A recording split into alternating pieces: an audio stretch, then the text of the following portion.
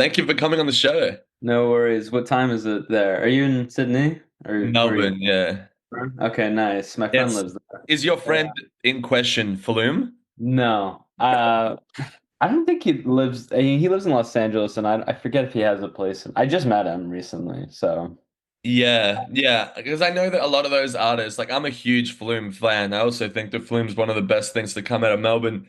But a lot of the artists that get to that level, like Flume, Kevin Parker, they always move to LA. They never stay loyal to Australia. I mean, I don't, you know what? I recently went to Sydney in February and I was like, this is awesome. Like, I think it's way better than LA, to be honest. It's the Really? first place I've been that I was like, I didn't get to go to Melbourne, but I heard it's even nicer where I was like, I could actually live here, to be honest. Damn. Have you always lived in LA? I have. Also, by the way, my monitor screen is broken, so I'm using an external monitor. That's why I'm looking off to the right here. I thought it was an aesthetic choice, you know? Yeah, I'm like, I can't, I'm To not get looking. your best angle, bro. So, how did you actually get into directing in the first place? I mean, I've been interested in it for a while. They had like classes in my middle school, like fifth, sixth grade. I got like a video camera when I was 10 years old or something like that. So just like hobbyist YouTube kind of stuff. And then I took classes in high school and then went to USC for film school and it's been kind of a lifelong sort of venture.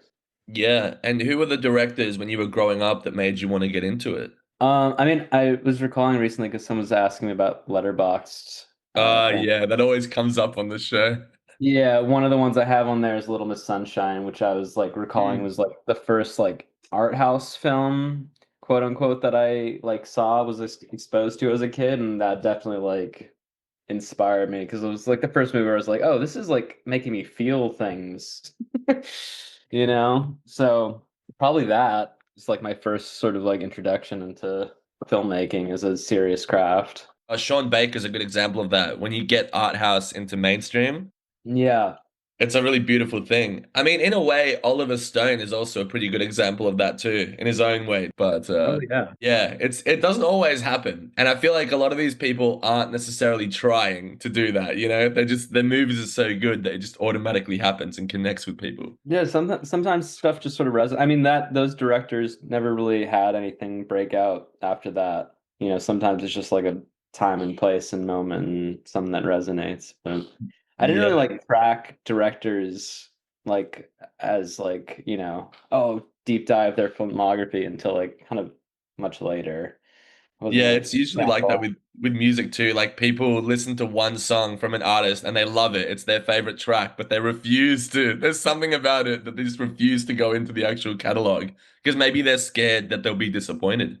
I think the first actual like album I listened to front to back was in high school, like near the end of high school. What was I was a singles person as well.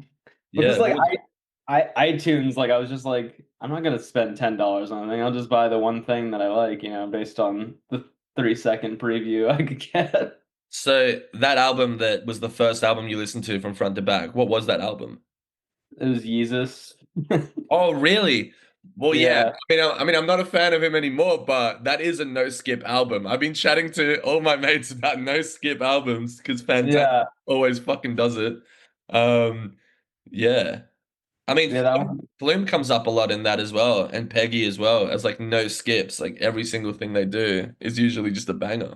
Yeah, I was definitely like ripping front to back his last album, Peggy, like when it came out. Like Yeah. truly a fan of it.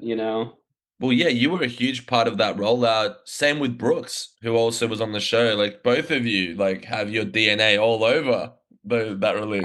How did Brooks' interview go?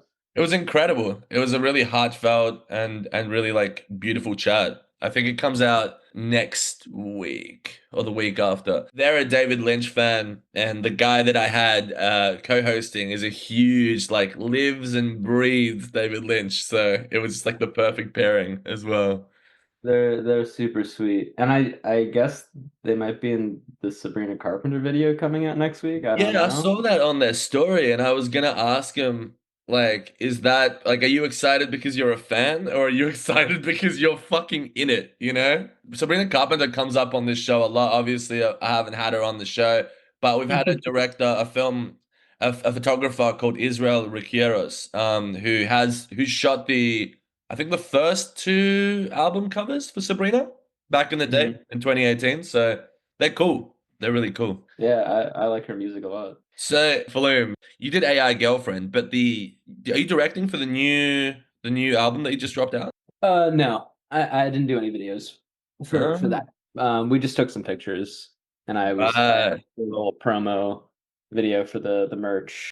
Cool. Because I saw, did you meet him through the AI Girlfriend video? Yeah, I mean, Peggy and I just did that like outside of uh the like no real input from his end, and he just liked the video, so his team Mm. asked me to shoot some stuff for him for the That's new awesome. whole album. Yeah.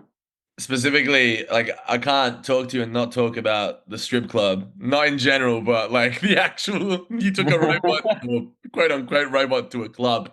Um, I know the robot's a person inside it, because I looked at their Yeah. account. It's not an actual product of, Tesla, but the club itself, like, did you take that person in that suit into an actual strip club? Yeah, we've actually shot in that exact strip club before for another Peggy video. But yeah, we just rented it out for like half a day, and Right. Using the staff of the people who actually work at the club, or was it actors who came in? the first time we shot there, we did use some of the dancers, and then this time around, we casted some people. Hold on one second. Yeah, we just brought in dancers this time around. Yeah, that's incredible. That video, was that something that you were able to script? What do you mean, like just come up with the concept? Yeah, where did that concept originate from? I mean, the way the way him and I work is pretty like it all happens very quickly generally. Yeah. Uh, and he'll usually come to me with some sort of like very broad idea and kind of leave it to me to like flesh it out, make it a reality. That's awesome. Um, yeah, I mean, he texted me that he was doing the Flume project and was like, I have an idea, I want to tell you about it, and basically got on the phone, was like, so I want to put a robot in a strip club. And I'm like, cool, all right, I can do something with that. And that was basically the rest is like, how do we make that interesting for a video? Is Uh, something like that very high budget to pull off? the most expensive aspect of it was the robot costume, Mm. because I sent him a few options of different suits, and he liked this one in particular, which the designer did something for a Tovlo video. Oh, wow. It's based in Barcelona, so he had to fly the suit out. Like we got approved like 4 days before the shoot, so it was like basically like, all right, call the guy. Oh, he's down. Fly out the next day, and then like they landed the day of the shoot. So it was a little bit of a. That was the most expensive part of it, was Did paying for all that. that robot fly out in like first class or coach? Like, did it occupy the seat of a real human? I think I think it was built in like pieces. Like Uh, he already had like aspects of it like sort of lying around in his warehouse from another project, and so it was like probably in 4 or 5 pieces. I don't really know. It took them like a couple hours to build it on the day though. yeah, I'm trying to remember But the yeah, better imagining it having like a first class like having a ticket. martini and shit, eating some pizza. Yeah. Yeah, that's the life, man. Yeah, because that robot, I mean, I have to take another look at it again, but I remember seeing it and thinking very Metropolis, Fritz Lang. There's something going on there, a bit of Daft Punk, some Yeah. influences going on with that thing. Yeah, the designer is definitely probably inspired by that. I mean, his work is super cool.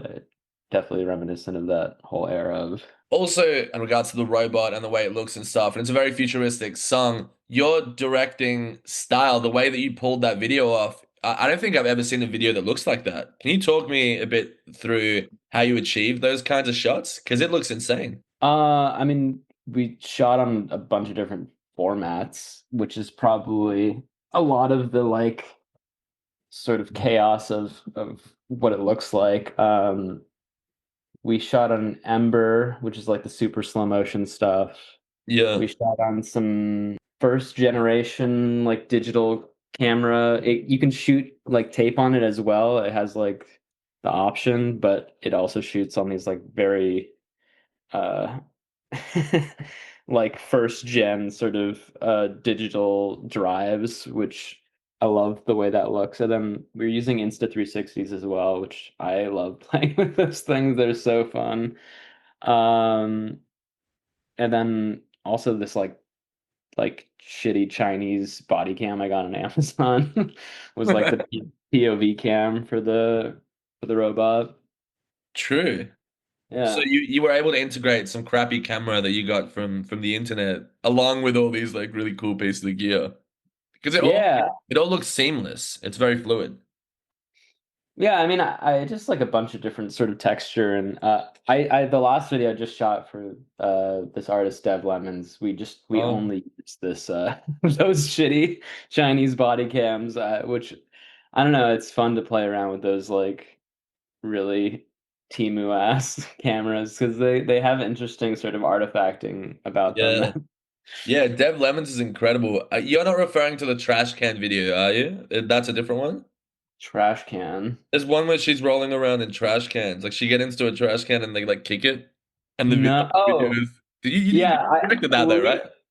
I did that one too. That was just on mini DV that we Oh, shot that really? on high eight. Yeah. I'm assuming that she wasn't actually in the trash can, method acting. Nah, you're right. That's a shame. I mean, not for them, but She wasn't committed. She wasn't committed to it. um, I mean, was that video run and gun, or was that something that you just kind of planned like meticulously frame by frame? A video that kind of DIY. No, the stuff that Dev and I have done has been like pretty light and silly, like very we have like a general idea of some stuff we're gonna do, and then we kind of just are running around and having fun. Yeah. Uh, it's a very like sort of breezy way to work, which I Yeah, also enjoy. she's incredible because she does most of the videos she puts out on Instagram are very I don't really know how to describe them. They're a particular style of video, like choose your own adventure, Oh, POV, it's like like the creepypasta sort yeah, of the way. creepypasta, IRL type videos, but then you listen to their music and it's like as intense as any hip hop record or anything like that. Like it's her music is very serious in that way. So I love the contrast between the persona and the actual output. Yeah, I mean, it's I think she's extremely talented, and the music I mean, the last song we did for her record that she just released was like super hard. Like, Yeah, it's yeah, incredible. like super aggressive, but really strong production, and she's screaming crazy on it. Do you know a lot of the artists that you work with? Like, are you fans with them and you reach out, or is it just something that like do they reach out to you and then you become a fan of their works? Oh, like knowing about them before, Yeah, basically. Uh, I'm usually aware of them before. I listen to a lot of stuff. And I think I reached out to Dev because we were like mutuals with Peggy, and I was watching her YouTube for a minute. yeah. Uh, and I was definitely a fan of Peggy's before we started working together, and yeah, quite a few of the artists I'm like just excited to to be in the room with. Yeah. I mean, you're already working with like some insanely like high profile, probably the most high profile alternative artist that exist currently. I'm wondering who's like a person you dream to work with, somebody like just from any kind of field that you just want to, collaborate with. Like in music, It could be in music or it could be in any other field. Like who's somebody that you've always wanted to work with? uh, Charlie Kaufman.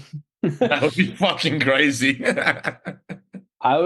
I was working at MGM after college, and he like walked into my elevator, and which is also crazy because if you know anything about him, he's like deathly afraid of elevators. Really? That's like his one of his phobias. So I was just like I didn't say anything to him, and I was like, I feel like he would not be nice about it, but still kind of crazy. Damn. Um, Yeah. Charlie, if you're listening, please reach out. yeah, please, Charlie. Trying to think of, I would totally work with Addison Rae. That I would think be that, pretty sick. I think that would be fun. Yeah. Um, there's a band called Smurs that I've been listening to recently, who I very much like. Yeah. What's your favorite Charlie Kaufman movie? Um, Probably Adaptation or Synecdoche. Yeah, dude. I never know how to pronounce that fucking second one, but Synecdoche, New York. I was getting confused with the movie with Philip Seymour Hoffman where he's like guzzling gasoline. I always get and I don't know what that movie's called. There's a movie where it's like just like a big plot point is that he guzzles fuel, but I can't remember the name. But it's not that, right? That's not the right one. Because I It think sounds, I haven't seen it since I was like probably 18, but I feel like that it's plausible that he's just chugging yeah, actually gasoline. maybe at some point he does do that. It's hard. I I don't cannot know. confirm nor deny it. He's got a pretty crazy filmography. I wouldn't be surprised if he's doing it in something Yeah, else. man. He's one of the best. It'd be cool if you worked with his son.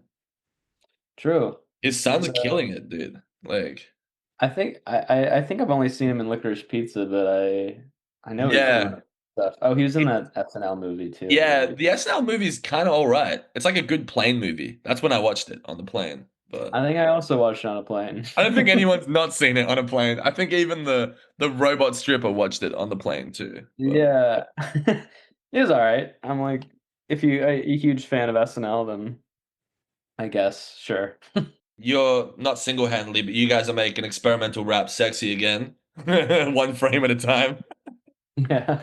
And do you feel that working with both experimental rappers, but also just these experimental artists, it means that bigger risks can be taken. Because I saw your video with Peggy with the fireworks, and I thought that that was probably the most insane video I've ever seen. Like I know that there was a crew working there, and that there are fire budget, logistics and stuff like that. But was that not somewhat of a dangerous shoot for you, or was it all like shot with drones and stuff? Like, No, it's not dangerous at all. I mean, we had a professional like pyrotechnics team, and we were all at we had a lot of precautions and did like uh, a safety test beforehand. And hmm. I mean, we were probably like, I don't know, 30, 40 feet from the first line of Oh, fireworks really? going Some off. Yeah, some we depth were of shooting field on shit very going on. long lenses, but Yeah. yeah. I feel like you guys single-handedly increased the CO2 in the air. That Probably. you dropped more Yeah. fireworks on that shoot than like I mean, I don't know what would be the equivalent. What's like a big fireworks celebration for you guys? Is it 4th of July? Fucking New Year's Yeah. 4th of July. Eve? Yeah. That video was That was insane. we only did it one time though, so Really? yeah, it was just one go through. So if you fucked up or like something wasn't, somebody left like the lens cap on, I game mean, literally, over. well, luckily we had like 10 people filming at once, and actually one of my friends who was filming ended up not being filming. So, but Really? What the that's fuck were why they we had, doing, dude? I don't know, they pressed the record button and they stopped the recording, and then they pressed Mm. it again at the very end to start recording. Well, I heard that person didn't get paid. No, they did not. They were just Oh my God. coming around for the vibes of it all, free Yeah, yeah, show. yeah. That's do you shoot in film or you shoot digital? Uh, Mostly it's been digital. Yeah. Just because I love shooting on film, but it's just expensive, and doesn't always. Yeah. I can Uh, see with like a shot like the shots that you were doing with that Peggy video, if you were to do that with film, it would be so fucking risky. I don't know if you know the story behind. Do you know the movie Stalker by Tarkovsky? yeah, I haven't seen it, but I'm aware of it. Yeah. Yeah, you know, like how the guy for any listeners who give a shit, the the guy who when he directed it, I think they shot it once, and then something happened to the film, and so they had to go back and shoot the entire movie frame by frame. I actually don't know exactly what it was. I think it's because of the area. I don't think it was was it actually, it was actually radioactive, I think. Yeah, like a lot of the crew got cancer Well, afterwards. yeah, it's like that John Wayne movie. A lot of people died after it. The Genghis Khan John Wayne film. But yeah, it's crazy though having to reshoot that whole thing. I mean, and that's in your case, you probably wouldn't have been able to, right? Because that would have been way out of budget. Well, they just, the the fireworks are really expensive actually. So they wouldn't even had any more to bring out and fire. We actually did shoot some film on that video though. My my friend uh brought out his 16 millimeter film drone that like I think he's the only person maybe that owns one. He built it himself. But it's only in like a few moments because you can only like record on it in little bursts, like 10-15 second bursts, and then you're like done with it. So like and then most of what he filmed it didn't end up coming out. So it was kind of a So it bummer. doesn't really work, is what you're trying to tell me. It's very you got to be like very deliberate about it and we didn't really he wasn't able to practice. So, you kind of just That's amazing because I know my mate, who hosts this show with me a few times, John Escobar. He's a director and he shoots in film primarily. And I know that he was talking about it, I think a few weeks back when we had, if you know Kristen Gachegos from LA, really, really cool photographer from there, very Giallo inspired, Giallo horror movie inspired photographer. And we're talking about how if you go through customs with film, and they X-ray scan it, it destroys the film. So the idea of a drone being able to take the film, like interstate, just obviously you can't do that. I don't really know much about drones, so I don't know what the distance is. But hey, maybe that's a promising thing, for young film shooters, not having to go through customs anymore. that's right, you can just fly it across The the border. state lines. Yeah. Yeah. I don't know if that's illegal. I'm pretty sure it wouldn't fly over where you are. So It's yeah, it's super illegal. There's plenty of restricted air zones in our yeah. country. Yeah, plenty of that going on.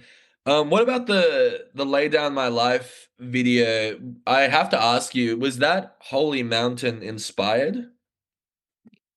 Which one is that? The one where Brooks is in it and it's like the Oh yeah. cult and they're doing the whole, I don't know what, I don't even know how to describe the video, to be honest. They're on the river. Oh, with the in the river. Yeah. I haven't seen that movie, so probably not. True. Where were the inspirations coming for that video, for that style? Um, it's just sort of an amalgamation of different sort of cultish rituals and religious ceremonies, just sort of jammed together.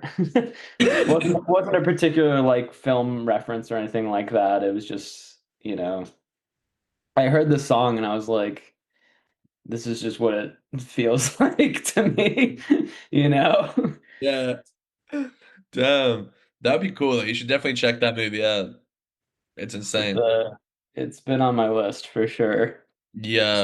So many movies I'm like, I don't know if I want to watch this on my fucking laptop. Like I want to go see it. So luckily That's so fucking true, honestly. there's a lot of screenings in LA that happen all the time, but I'm waiting for that one to pop up.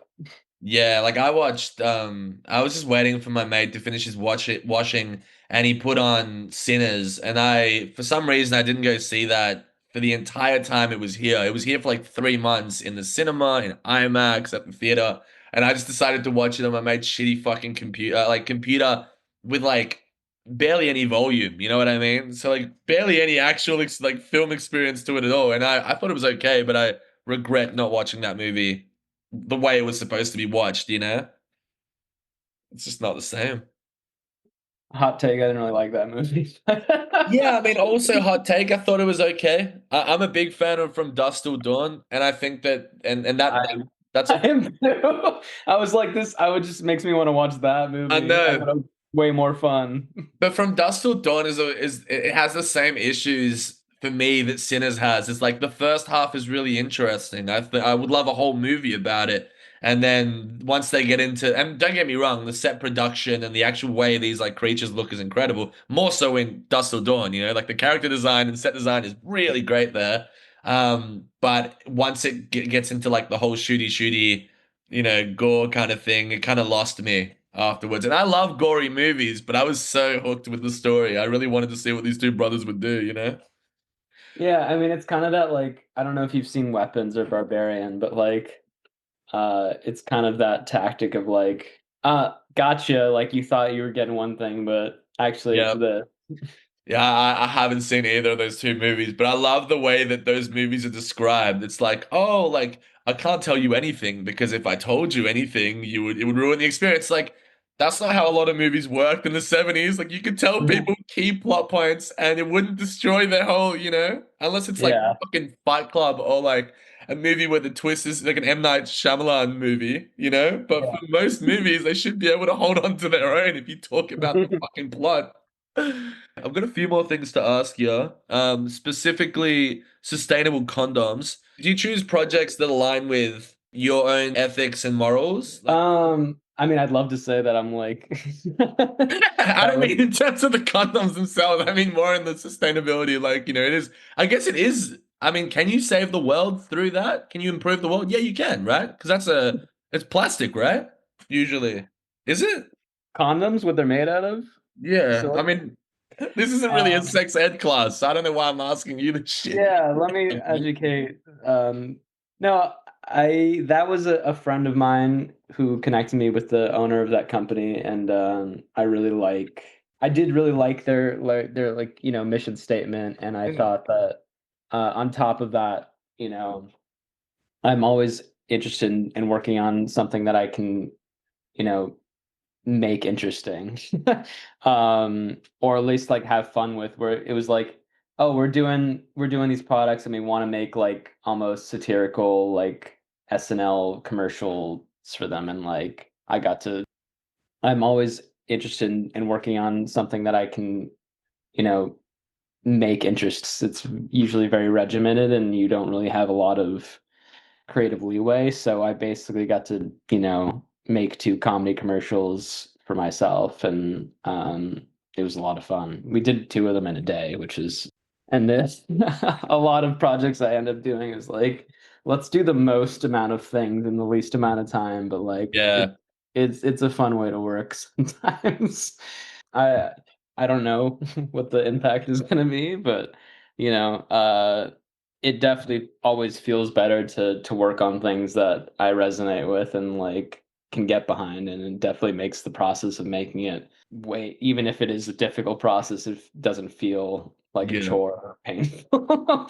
you know, I've yeah. done plenty of projects where I'm like, oh God, I want to, I can't stand editing this anymore, but like, A lot the of one, people kind of yeah. just like it's because I'm also like a film school. Well, I'm a film school graduate, and like, yeah, you do end up working on a lot of stuff that you never would have imagined that you work on, or not working at all. And so to be able to be in that position is really cool. It's nice to see people doing it. Oh, I feel so lucky. And anytime I'm working on something that I'm like, fuck, this is just like such a breath of fresh air. Like I get to like do something I want for people that I think are dope. And like it's the dream for For sure. sure. Do you have ambitions of directing a feature film? Yeah, maybe. I've written two feature films, but I haven't really had the desire to like um start working on them anything outside of just script format. It's a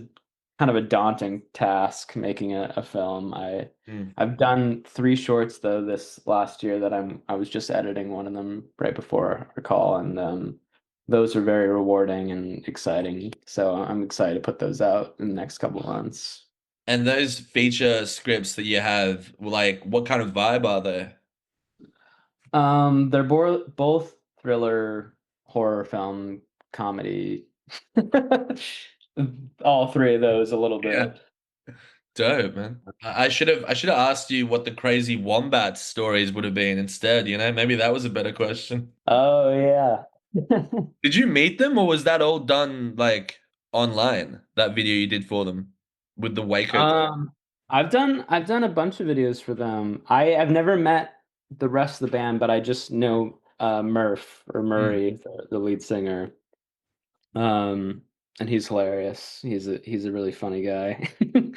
yeah, Uh, we have a couple. They're releasing a deluxe of their last album in a couple months, I think. So working on a few little bonus videos right now, which are pretty fun. But yeah. That video with the tablet is incredible. Like thanks. super, super, yeah, super fun. And it does remind me, I don't know if it was a Tesla campaign where they did a similar thing where they had the guy go out with the tablet. That's where it's from, right? That kind of concept. Really? Oh, you got to send that to me. No, I haven't seen that. Oh, really? So you in your head you pioneered it. You pioneered that idea. Not anymore. Fuck. Oh fuck, dude, I'm so sorry. Well, everything's been done before, but Yeah. uh, it's fun. It's fun going back and forth between like Peggy and the Wombats, who seem to be like my most consistent um collaborators, because it's like such a different like Mm. language and world, and like I get to like do entirely different things, different sense of humor, different like style, and yeah, it's fun. They're incredible. They really had like I mean Peggy is also like adored by pretty much every alternative person here listens to Peggy. But Wombats, you know, going back to like I think 2009 or 2008, like their influence on the Australian indie scene would have been humongous. Especially like I'm 29, like my age group was always hearing, you know, Let's Dance to Joy Division. Like that was an anthem. So it's good to see them back and doing their thing. I mean, they never really left, you know, but Yeah, I had really only heard one of their songs before meeting them. that first dude, Um, that first album is incredible, incredible. That's a no skip album yeah, I'm like every time he sends me new music, I'm always like extremely just impressed, especially by like the songwriting. He's got such a like dark, dry wit about him that's like, the music is so like bubbly almost, and then you like listen to what he's saying, and you're like, fuck, man, actually, like, are Yeah, you okay? it's that UK wit, man. You know, It there was some is. other shit. Yeah, for sure. Yeah. Well, yeah. Thank you, man, for chatting to me for the last like 40 minutes. Before we wrap up, I always ask this from anybody on the show. What words of advice do you have for up and coming creatives? Um, Think about it, man. We'll edit it. Think about it. it's tough. I like I'm trying not to be negative right now You can be negative. about about the state of media. Um, I I would say that like one, just like be persistent about um, you know, how you're approaching things, and like I I it takes so many tries to like get people's attention, or like connect with the people you want to, or Mm, um it's just hold on. I mean, I feel like the mantra is always just like just make stuff, which I honestly think is probably just the best advice, because one, that like helps you figure out what you want to make and what your voice is, and like that's just the most essential thing, because then it sort of dictates like how you want to move forward and what kind of things you want to do. um and also just watch stuff and like uh get inspired. Watch stuff, read stuff, paint. for sure. uh, I think on top of that, like especially in regards to music videos are my favorite medium. They've always been my favorite medium. I make a few for my own band and for some other bands here. And I think that, you know, there's nothing I enjoy more still to this day, even though there are less videos than there used to be, but sitting down on a couch with a friend and watching music videos. Like for me, that is such a, especially with people's attention span now. Like the way ADHD is rampant, I feel like being able to sit down and watch a video, watch music videos on the TV, on YouTube usually, is just the best way to just get inspired, you know? And I think that, yeah, you're definitely doing a huge service to that medium. But you know what? I watch a lot of music videos, but I will say I feel like if you want to make music videos, don't just fucking watch music videos because inevitably what people end up doing is just trying to make what other people are doing, which is what everyone does in general in the medium is just steal stuff, but like steal from other places, you know? Like Yeah. go outside of the realm of music videos to find inspiration because that I'm really sick of watching the same video over and over again and it's like this year is the year of like the desaturated slow-mo. It seems to be the trend I'm picking up, but like an iPhone videography, which is like, awesome. Like let's utilize the tools we have, but like, you know, Yeah. No, I know what you mean, and that also does come up on the show a lot. Is like not a lot of people don't want to directly consume the same medium, you know, or like the same kind of vibe because looking for inspiration outside of your like medium is a huge way to kind of make something unique, you know. yeah, like if you want to stand out and get noticed and like you have to go outside of the realm of where everyone else is already looking, you know. Um so yeah. It's like everyone in the entire world was using like tape and mini DVs for the last 3 years and like I don't ever want to see it again. You know? All Even though right. I've been using it still, I'm like, this is dead. Like it's been done to death. We've hit this trend into the grave. Yeah. Well, well, thank you for that, Logan. We appreciate it a lot. No Anybody one listening do it that was gonna do anymore. anybody listening who wanted to do mini DV, go fuck yourself, you know? Don't do it. I said you couldn't. Okay. Well, yeah, man. Thank you so much for this chat, dude. Enjoy the rest of your day.